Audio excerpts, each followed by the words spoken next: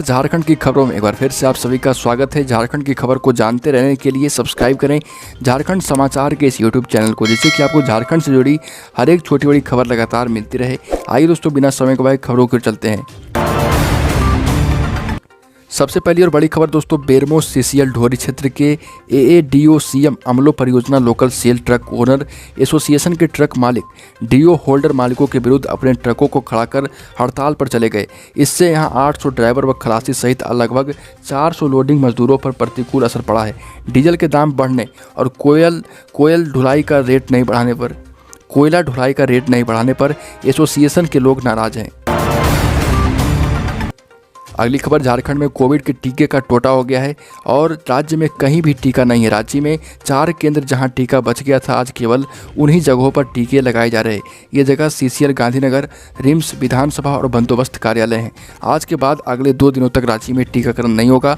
झारखंड को टीके की अगली खेप 2 जुलाई को केंद्र सरकार से मिलेगी। इसके बाद 3 जुलाई से एक बार फिर राज्य में टीकाकरण की रफ्तार पकड़ने की उम्मीद है। आगे खबर दोस्तों, झारखंड में पूरे हफ्ते आसमान में बादल रहने के आसार हैं। गरज के साथ हल्की और मध्यम दर्जे की बारिश हो सकती है। इस सप्ताह मौसम में ज़्यादा बदलाव के आसार नहीं है। मौसम विभाग की ओर से जारी पूर्वानुमान के मुताबिक 4 जुलाई तक राज्य भर तेज गर्जन के साथ हल्की बारिश की संभावना जताई गई। राज्य में बुधवार सुबह से ही आंशिक बादल छाए हैं, हल्की बारिश के आसार हैं। पिछले 24 घंटे में शहर के अधिकतम तापमान 32 डिग्री सेल्सियस दर्ज किए गए। अगली खबर दोस्तों, झारखंड सरकार अब अंशदायी पेंशन योजना में अपने कर्मचारियों के मूल वेतन और महंगाई भत्ते का 14% अंशदान करेगी। यह योजना 1 जुलाई 2021 से लागू होगी। अभी सरकार और कर्मचारियों का अंशदान 10% है। यह फैसला कैबिनेट की बैठक में लिया गया है। बैठक में कुल 8 प्रस्तावों पर मुहर लगाई गई है और केंद्र सरकार ने 31 जनवरी 2019 को ही अपने कर्मचारियों की अंशदायी पेंशन योजना में अंशदान 10% कर दिया था। अगली खबर तो जिले की स्वास्थ्य सेवा को बेहतर बनाने के लिए धनबाद में निजी स्वास्थ्य व्यवस्था पर लोगों की निर्भरता को कम करने के उद्देश्य से जिले में कार्डियोलॉजिस्ट, न्यूरोलॉजिस्ट व नेफ्रोलॉजिस्ट जैसे सुपर स्पेशलिस्ट चिकित्सक के अलावा हॉस्पिटल मैनेजर, ई स्वास्थ्य hospital IT manager, paediatric anaesthesia जैसे डॉक्टरों को भर्ती किया गया है।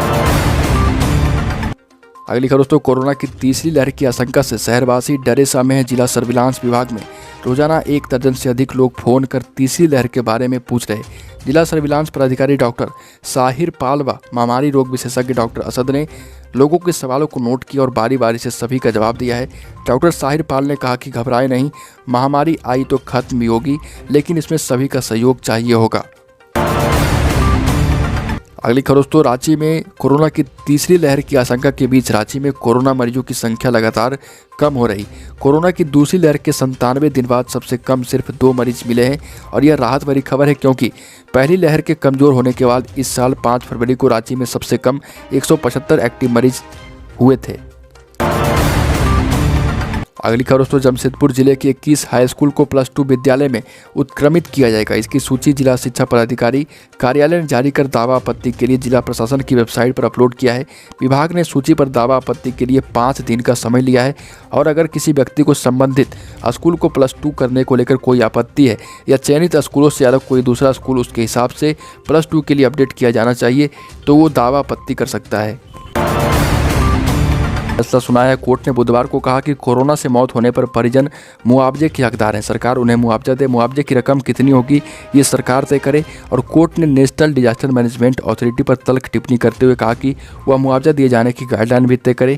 कोरोना से मौत होने पर डेथ सर्टिफिकेट जारी करने की व्यवस्था भी सरल हो और अधिकारी इसके लिए गाइडलाइन जारी करें। साथ ही दोस्तों, प्रधानमंत्री नरेंद्र मोदी के नेतृत्व वाली कैबिनेट मीटिंग खत्म हो गई है। मीटिंग के बाद प्रेस कॉन्फ्रेंस में केंद्रीय मंत्री प्रकाश जावड़ेकर और रविशंकर प्रसाद ऐलानों को मिली मंजूरी की जानकारी दी। बैठक में पावर और टेलीकॉम सेक्टर के लिए अहम फैसले लिए गए। IT और टेलीकॉम मिनिस्टर रविशंकर प्रसाद ने कहा कि इंफॉर्मेशन हाईवे हर गाँव तक पहुँचे, इस दिशा में सरकार ने ऐतिहासिक फैसला किया है और इसके लिए 19,000 करोड़ रुपये की मंजूरी मिली है। साथ ही दोस्तों Gujarat cooperative milk marketing federation के ब्रांड अमूल ने दूध की कीमतें बढ़ाने का फैसला किया है। कीमतों में 2 रुपये प्रति लीटर का इजाफा होगा। नई कीमत कल यानी 1 जुलाई से लागू होगी। इसके बाद मुंबई में 1 लीटर दूध की कीमत अब 48 रुपये हो जाएगी और पहले यह 46 रुपये थी। पतंजलि के 1 लीटर दूध की कीमत अभी 44 रुपये है। वहीं दोस्तों देश में बीते 24 घंटे में कोरोना के 45,641 नए मरीजों की पहचान हुई।